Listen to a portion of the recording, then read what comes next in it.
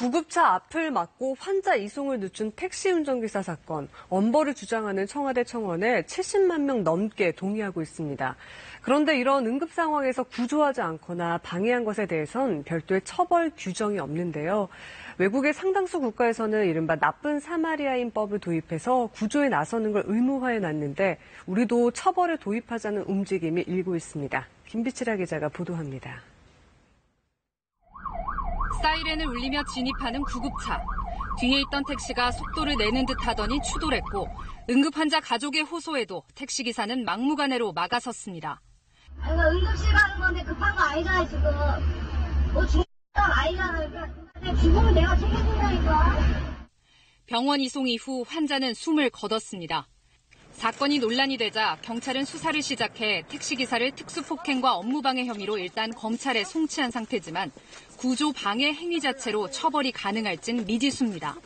객관적인 법 조항으로 보면 미안해. 검찰에서 어느 정도 복무할지는.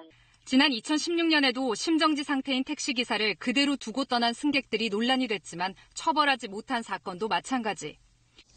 현행법상 응급 환자를 발견하면 즉시 신고하게 돼 있지만 지키지 않아도 처벌 규정이 없고 구조를 도울 의무도 명시돼 있지 않기 때문입니다.